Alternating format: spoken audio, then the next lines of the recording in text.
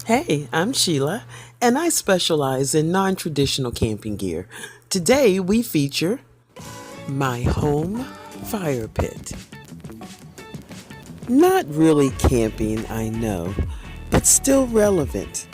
Last year, my landlord banned my fire pit, and rightly so, as I had screened in the entire patio and put on a full roof. This year, I only put on half a roof and came up with a hack that even my landlord approved of, and I did it on the cheap. Here's how I did it.